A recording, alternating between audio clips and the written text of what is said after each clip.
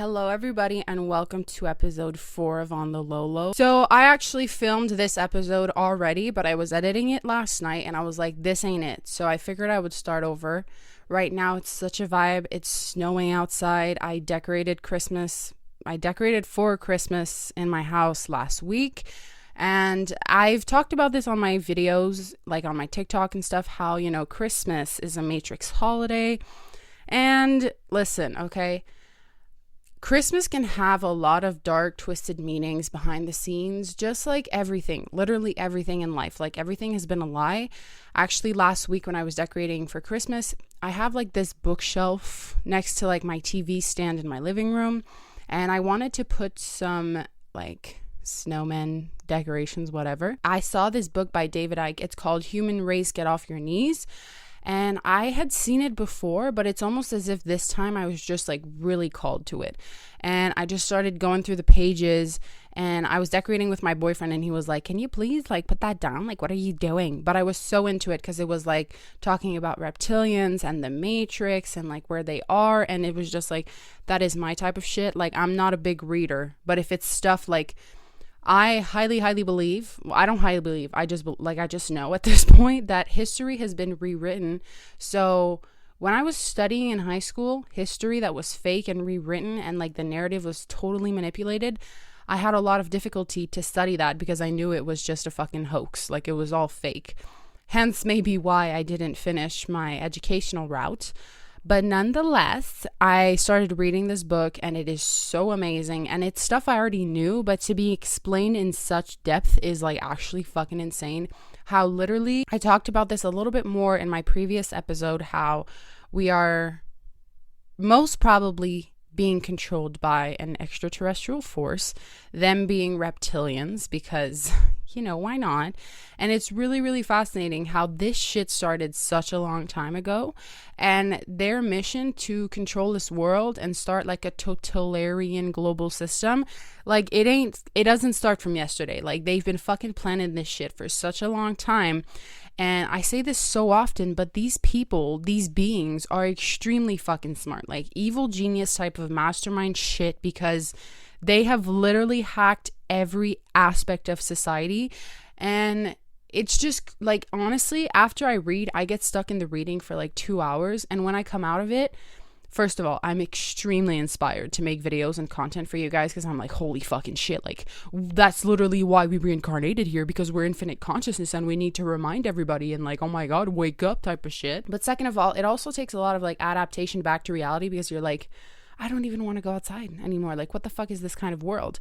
And in my ebook, How to Not Lose Your Shit After the Matrix, I really talk about this. Like, I hit it to a T because realizing that like your whole life has been an illusion and everything is a lie and literally it's all make-up bullshit stories that have been accepted by the population because they literally have taken our power away more and more as time has gone by, making people ignorant and just removing their power totally, like their power of awareness, their power of just like individuality. People have just accepted that this is the way things are. They don't ask questions and blah, blah, blah. So this type of information I've always found super interesting. And what's funny is my dad actually bought that book at the end of the 90s. So my dad has always been a conspiracy theorist. And I asked him, like, when did you know that things are not the way they seemed?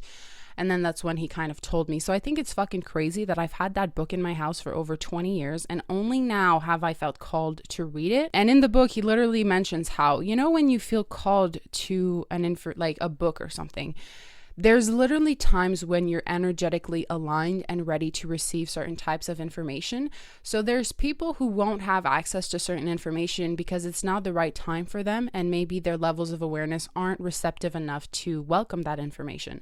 So I was quote unquote, I don't like using these words, but just so we all understand each other, I was also once asleep, part of this whole system, and you have no idea and you're just existing and you're not really asking questions and everything is chill, I remember very vividly just thinking that like, oh my God, I want to be a teacher when I'm older, and like, oh my God, I really probably should work on getting good grades. So he mentions in the book, when your like energetic frequency is aligned with the energetic frequency of the book, like either the book falls out of the bookcase, either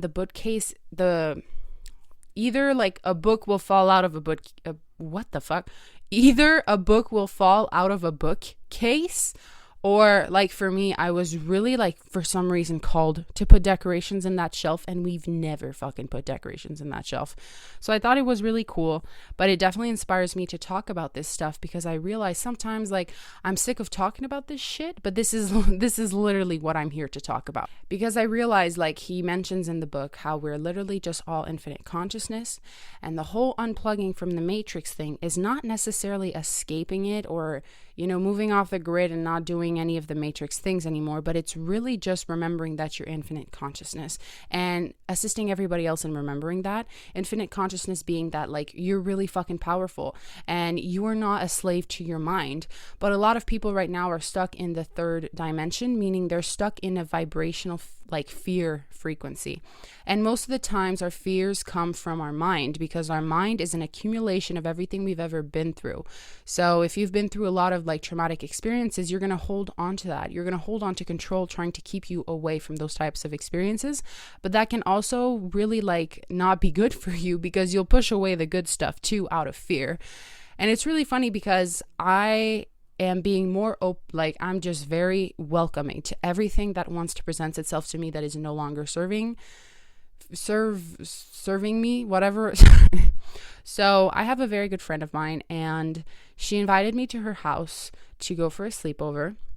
Y'all are gonna think this is fucking weird, but I'm just trying to share like how subtle these things can be, and they're not in your face, but these are behaviors that we cling to and identify to. And unless we are given an open and safe space to like, you know, take the jump, this is all going to make sense. But anyway, she invited me to her place for a sleepover. She lives in the city. So I was asking like, okay, do you have any plans for dinner? Like, what are we doing? She's like, oh, well, I have some chicken I have to cook. Mind you, I've never eaten at her place. Every time we would always go out somewhere to eat, or I got takeaway or something. So she says, okay, well, I have chicken, but if you want, like, you know, for yourself or whatever. And then I was like, okay, well, I might go get this like down the street. And then she's like, well, I would love to cook you a meal, but I don't know if that's something you'd be open to. And ever since my like food awakening, knowing that nothing is organic, pesticides, people don't clean the food, people don't bless the food, there's a lot of like shit ingredients in there. At some point I was extremely paralyzed from just fucking living my life, and it was very difficult, especially for the people around me, because I became like an asshole. I was like, no, I'm not eating that. Why are you guys eating that? And it was just kind of like a lot of rigidity, and it was just too closed off, you know? I just remember having all of these rules, and like my friends and stuff, I feel like they'd find it difficult to be around me because I had literally so many self-imposed rules because I was scared. So, can I cook you a meal? Like, would you be open to that? And then I was like, no, I'm not. And I realized then and there that I have trust issues with people who make my food. And then I was like, well, maybe in a past life I was poisoned or something. I don't know. Because obviously our past lives are still playing out, you know? Like, I know we all have the power within ourselves to access our past lives. Unfortunately, I have not accessed mine, all right? But it's just something funny I said. And then it was just like kind of getting like weird. So my boyfriend was like, this is fucking stupid. Can you give me her phone number? I'm going to call her right now. So then he just called her and said, like, don't even worry about it. She doesn't even eat my mom's food. And I don't even eat his mom's food because I don't know. Trust issues, man. And y'all are probably thinking like, you are fucking crazy. Like, people want to cook you food and you're like denying them. Like, what is your problem? I'm aware. And I'm realizing like my control freakism, as much as I think that I have surrendered to many parts of it, there's always little residues that like you gotta welcome. So this was one of them. And basically I surrendered because I realized, you know what, if I had my own place and I was inviting a friend over and I was super excited to make them a recipe and put my love into it and they denied that, I would be like, what the fuck, you know? So I surrendered because like she's been in her place for 2 years and I've been multiple times and she's never made me a meal. So I was like, you know what, this is gonna make her happy. But it's just hilarious because the whole time we were eating, we were both like, I was chilling, you know, I let go of it. I was eating. It was like, it's done. I surrender. But for her, she was very uncomfortable because it was like, oh my God, is she going to bite me? Is it good? Is it bad? Like, and then I realized I am so grateful that I have human beings around me that know how I am, but instead of just discontinuing me and saying, you know what, you're an asshole, I don't want to like be around this, they give me an opportunity to surrender to my ways, type of thing. Because any other person could have said, you know what, you don't want me to cook you a meal because you want to be a control freak and like super closed off. Like, go fuck yourself type of thing. And I'm just super grateful because even my boyfriend has been very patient with me about certain things, because sometimes I do consider myself a particular human being. So I just find it so beautiful that we literally attract other beings into our life that are going to mirror us and show us things about ourselves and trigger things that would have never been triggered otherwise. So that's when I find it fascinating when people say like, I don't know why I attracted this relationship. Like, it's really fucking annoying. He treats me like shit. There is really an opportunity in there, but a lot of people are stuck in victim mode and like, why is this happening to me? I don't deserve this type of thing. And I think the biggest move, like the biggest conscious action in self-awareness is literally stop victimizing yourself. I know the ego loves to do it. The ego loves to throw itself pity parties. Like, oh my God, why me? Like, I don't know, like, why? And like, literally that's small self talking, because your infinite higher self knows everything, and it chose this lesson for you. It chose for you to expand your awareness through this experience in this lifetime like this. So literally everything's always right on time. But then because of the emotional mind, the ego that's like, so annoying, right? So anyways, just shout out to my friend for being so supportive and so loving towards me, because it was good. She made good chicken. I liked the way she made her potatoes. She made a little salad. And I've just warmed up to wine, which I don't think is the best thing to do, because, then it's another thing that you have to stop doing, because alcohol isn't good for you. But I don't like red wine, and I told myself I was not going to explore it, because if I explore it, probably I'm going to develop a liking to it, and then it's going to be another thing to say like, no, thank you. But she made me drink red wine, and I promise you, I hated every sip. I liked maybe 2 sips and a half, but like the rest, I was like taking deep breaths before. But it was just because, I wasn't going to let her. She was excited. It was like a hostess thing. I decided to let go and to just embrace. Another thing I want to say, if you are someone that enjoys alcohol, please listen to this. Literally, most of the people in the spiritual woke community will tell you that it is bad for you. And I must tell you that alcohol has literally no health benefits, but it has experience benefits. Now, I've been through experiences where I overconsume alcohol and I get to a point where I don't really know what I'm doing and I'm saying some stupid shit. I feel like that is probably the place to be avoided the most, because then you can do damage. You can say a lot of hurtful things, and it's just, that's why they call it spirits. That's why they say that something takes over you, because it's literally a portal for darker energies, whatever. Now, I have chosen to not give my power away to that.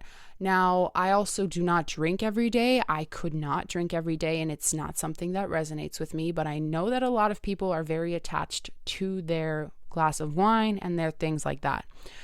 Obviously, like anything in life, anything that sedates us or that calms us down is probably like restricting you somewhere. Now, I'm not demonizing it, because I really believe that there is a perfect timeline to everything. So for a few years, I was really like into smoking weed every night before going to bed and stuff like that. I used to work night shifts at my first job, so I had to smoke to fall asleep. All that type of stuff. Now, I still smoke, but lately, guys, I am so happy because I don't want to. Like, I'm not called to.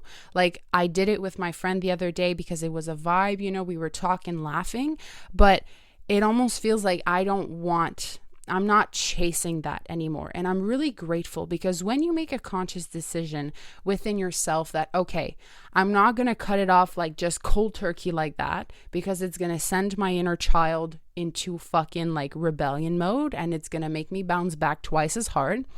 I'm going to start introducing the concept that I no longer want to partake in this thing as much as I have previously partaked in it. I am ready to let it go as long as it'll take, type of thing, like a slow introduction. I find like that's the best process, because unless you feel extremely called just in the moment, it's so clear to you, I don't want to do this any longer. And it can be weed, it can be alcohol, it can be like anything that is like overly, there's people who do this with cleaning. There's people who do this with the gym. Like they go to such an extremity that it's actually like not even beneficial anymore. I made a video about this a few years ago actually, because people were asking me about like how to stop smoking. And there's a lot of people who will tell you like, you're just a little bitch. You just need to stop. You just need to make the decision. I agree. But sometimes a person that is not ready to fully go there, it is going to be extremely fucking difficult to just let it go like that. So when you slowly start introducing it and like warming up to the idea of letting it go, eventually you're not as called to it anymore. And I realize that if you're still called to these things, for whichever reasons, right? Like I like to have a drink sometimes because it's fun and it tastes good. Like I discovered this cider, y'all. Oh my God. Apple cider. It's apple juice. But I'm realizing that I can only have one, because here's what my thing has been. I don't know if y'all can agree. Okay. Let me know. But I know that alcohol is a toxin, right? So if I open the door, I'm not just going to have one drink, if that makes sense. Like I'm not going to get hammered, plastered every single time. But I just mean like, okay, well, if I'm going to have a toxin, does that make sense? I feel like that's super stupid because it's like an all or nothing mentality, which I'm now learning that is not serving me anymore. So thank you so much. We're letting you go. But anyways, it is the holidays right now. And I would be lying to you if I told you that I was not going to drink, because when it's my family parties, y'all, I have a pretty lit family, all right? And we like to dance. We play 80s music. We play good ass music. Most of the time I'm the DJ. I'm not taking the credit, but I'm a good ass DJ. And I have fun. When you're younger, you're drinking fucking soda pop, and like adults are just, you don't really know. But then when you start getting older and you start like partying with like your aunts and stuff, it's so much fun. And basically my father has 3 sisters. So most of the times when it's like the holidays or like family gatherings, that's what's happening, all right? And I've had a few events where, like last Christmas, all right? My grandparents lived in this house, this white house on Main Street in the little town where they live. And that was like such a childhood core memory for me, because that's where we spent every Christmas. It's like literally that house like is part of my childhood. So unfortunately, this house was put down last summer. So last Christmas was our last Christmas in the house. And it was a very emotional time, because it was like, this is the last time we're ever going to all be here together in this living room, in this kitchen. And it's just like crazy stuff. I'm getting chills because it's so beautiful how human beings get attached to things because of the meaning we give them. But all of this is temporary. So it's like, I know this is just my human emotional side that is like, oh my God, but my memories, what the fuck? So anyways, it was a pretty emotional time. And basically I'm telling you this because this was one of the best experiences. Like I got fucking, you guys, I drink a lot, but it was one of the best memories and I will cherish them forever. So it's a nice house, but there's not that much room and there's a lot of us. So we ended up like renting this like other house that was like a 2-minute walk away. Super beautiful. So many different bedrooms. Like everyone was there. So I have a younger cousin. She's 1 year younger than me. If you're listening to this, what's up, girl? But it's just funny because I grew up with her. We were children and now we're like young adults and we're like exploring that realm together. I find that so much fun. Okay. I know there's a lot of people who are extremely close to their families and it's just like so normal to see them. And then there's other people who never see their families. So I'm very grateful because I feel like we got a nice little in between. The dinner was at my grandparents' old house, but we were all at the chalet kind of like pre-gaming. And I had asked my dad to buy me a bottle of tequila, right? I was like, it's Christmas. We're going to do shots. Like, fuck yeah. So we were in the car and then me and my younger cousin, we're just like fucking taking big gulps of that shit in the car. I'm like, we got 2 minutes to get heated. So then we ended up going into the house through the basement because there were caterers there. We decided to like go out. There were caterers that were cooking us the meal. So we were just like all chilling in the basement, like standing up, waiting to be able to go upstairs. And I was just fucking, I was like the dealer of tequila that night. I was looking at my godmother. I was like, do you want a sip? She was like, yes. Turns around, gulp. My other cousin, do you want to sip? Yes, I do. So it was just fun. But then it's like underestimating how much you're consuming. And it's just like, anyways, it was fun. I have videos. It's embarrassing, but it's such a good fucking memory. And then, the dinner, the catering, you're being served. It's really, really nice. But then you're pouring really big glasses of white wine and y'all are like, we're getting fucked. And here's the thing. A lot of people are like, why would you want to get fucked? Blah, blah, blah, blah. I understand, but I'm here to enjoy my human experience. And I'm not saying to become an alcoholic and overindulge every single time, but like, this is literally one of the best memories. Like, if that was the last memory in that house, I'm good. It's honestly, I will remember it forever. So me and my younger cousin, we were sitting next to each other. I was just drinking that wine. Obviously, it was time for a speech, and I fucking went for it, you guys. Like, I was bawling my eyes. I was like, I don't know. I'm really good with speeches. I'm really good with emotional stuff. I love to make people cry, like emotionally. I love to just trigger these feelings within them with my words. I love it. So I got everyone crying. I was crying. The tequila was flowing through my veins. I have videos. Y'all are never going to see those videos, but it was just a super emotional time. And then obviously my big brother, he's the only boy in the family. So my dad had 3 sisters. And then all those sisters only had girls. My dad is the only one who had a boy. So he's the only dude, right? So he took the mic afterwards. He made a speech. My brother's 6'4" and he's a pretty buff dude. And he was crying because there's nothing like fucking family for us. And the memories and then everything attached. Like, it's so beautiful. I'm so, so grateful to have had the chance to experience that. And we had this tradition at Christmas time that when we were younger, obviously, you had to fucking run barefoot in the snow 3 laps around the house. So I remember being like 7 years old and then everyone's like, nah, we're all running outside. And my brother ended his speech so perfectly. He's like, so I'd like everyone to get up. We are going to run laps. And we all fucking ran laps barefoot in the snow. I almost fucking like lost my feet because I was so determined. People only did 1 lap, but then me and my brother, we did 3 and we were the last ones and we were like, fuck it. We're way too determined not to do 3 laps. But it was just such good times. And then, I gave drunk speeches to a few people. I said some stuff that I would have never said if I was sober, but it was such loving intentions that it didn't harm anybody. It didn't do anything. Like, I said stuff to my grandfather that I've never said and I never thought I would say, but it's all love. So it was taken beautifully. All this to say, it's the holidays. I don't know how you celebrate the holidays or how you want to, but oh my God, don't cut yourself short because I don't know what the world is going to look like in 1 year, 5 years, 10 years. I know there's a huge shift transition coming for this planet. It is not going to look like it does today. I don't even know if Christmas is going to stick around because it's literally based on consumerism and it's just all of that. The reason that I think we love Christmas so much is because of the lights and the memories and family. Like, Christmas is family for me. It's nothing else really. So I don't know what it's going to look like. Take advantage of it. Like, you don't know how much time you have left type of thing. So I realized personally for me, this is one of my realizations. It's going to be different for everybody, but I realized I was living too rigid, like too many rules. And I would love to tell you that I'm going to quit alcohol. I've been thinking about it. Like, maybe 2024 is going to be like, you know what, I'm letting this go, or at least I'm letting it go a little bit more. Because sometimes it's nice, I go to the restaurant with my parents, it's springtime, like, just, there's so many different little occasions where, like, yeah, I love Moscow mules. Like, what is wrong with that? It's so good, okay? There's people who are drinking alcohol who make it to 90 years old. There's a lot of technologies that are coming, not saying anything, that are going to heal body parts. So I'm not saying to, like, wreck yourself now because, like, you'll have access to technologies that are going to heal you. I really just want to tell you, it's okay if you want to live your life. It's okay if you want to have fun.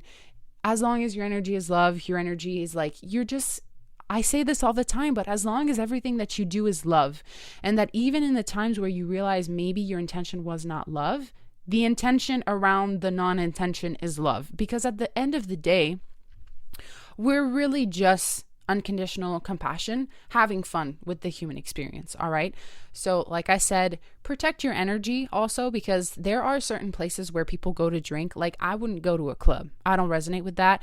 I never had a phase in my life where I went out consistently because I don't know. I feel like my friendships have been like an in and out type of thing for some reason in my life. I don't know if y'all can relate, but it's just as if almost like a lot of my relationships with friends have been cleared out. Like after a year, they're cleared out and then another one shows up. So I always thought that was something that was wrong with me. But then I realized, is it because like I'm not bragging? I'm literally asking what you guys think or if you're familiar with this, but it's almost as if you move so fast energetically and vibrationally, people cannot stay with you if you're shifting. Like the people around you, if you are shifting, will either have to shift with you to remain in your vibrational frequency, or they fall away. And I remember when I had my spiritual awakening, I had a best friend for a few years, and literally like nothing happened, but we never spoke again. We never hung out again, like no bad blood. But it's literally, that's what it felt like. Vibrations were not aligned anymore. Therefore, it didn't resonate. Therefore, no one was called to talk to, like it just fell away in a very peaceful manner. But I just feel like, I don't know, do you think that it's like vibrationally, like the frequencies are too different, it doesn't operate anymore? Or you think it's like something that like, I don't know, why do friendships fall away and like are always on fucking refresh? So anyways, I was like trying to find the repeating pattern, because most of the times if something in your life is consistently coming back in the same form through different people or some shit, maybe it's something you're holding on to and recreating, and if you become conscious of it, let it go, it's not gonna be there anymore. So like I was saying, obviously if you want to have a drink and stuff, I would suggest do it with people are like have good intentions, people you genuinely love, whether that's your family or friends. I'm very grateful to have friends that I trust, honestly, and I love them so very much and I feel comfortable. It's like family friends to me.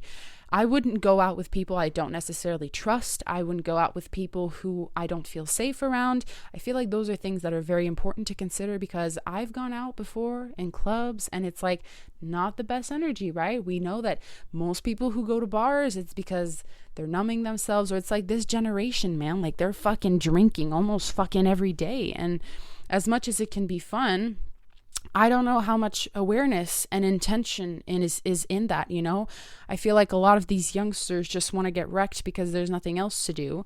And I feel like obviously younger souls that haven't reincarnated into the human experience as many times, maybe this is what they're looking for. They're looking for the buzz and the thrill, because on other planets, maybe there are no fucking corona lights. So like I was saying, if it's the holidays and you want to enjoy some time with family, but like don't obviously just get wrecked because you want to get wrecked. I'm not saying that at all, but you're allowed to enjoy some Baileys. I know Baileys around holiday is a fucking vibe. Just have fun with it, and then we'll just do a 3-day fast when New Year's is over. You know what I'm saying? Because apparently our fucking livers need it. I don't know, like the 3-day fast kind of scares me, even though I know that holy shit, your body must want to fast for 3 days. So my friend actually told me that she was kind of disappointed when she saw that in my first podcast I didn't really give you guys a backstory about me, but I feel like I'm gonna do that like progressively through the podcast. And anyways, I love talking about different stuff, and then like I did today, you kind of get a feel of who I am because I start telling stories about getting drunk at Christmas with family, But you are here to enjoy your human experience, and that goes with food as well. I don't know about y'all, but at Christmas there's desserts. They're probably not made with organic coconut sugar unless your family is like that. And my grandma used to make these little Rice Krispie treats, but like with fucking butterscotch caramel, and just like, oh my goodness gracious. And I honestly feel like I'm going to do that again this year, just for nostalgic purposes, even though we know marshmallows are technically kind of disgusting. So you guys, I'm actually going to have to cut it short because I didn't think my shit through, and my camera is going to run out of battery. And if you're listening on Spotify, I also put the video version on YouTube. So I think I'm going to have to end it here, and this is going to be my shortest episode ever, and I will never let this happen again. I'm truly terribly sorry that I have to cut it short like this, but maybe just a quicker and casual episode will do as well. Thank you for tuning in, and I would love to get your suggestions for what you want me to talk about so that I can just really hit it to the T, because right now I'm kind of just going off the top of my head and whatever flows, but I'd love to know what you guys, because I'm here to like technically serve you guys, whatever you need that I can bring to you.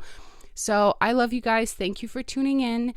And I'm considering making more than one episode a week, but we're going to see, we'll see what the mojo is. I feel kind of bad that I have to cut it off, but I know y'all understand. Maybe you'll get a surprise episode this week, that could be good. So I love you guys. I'll see you on the next On the Laulau with Lolo. Bye.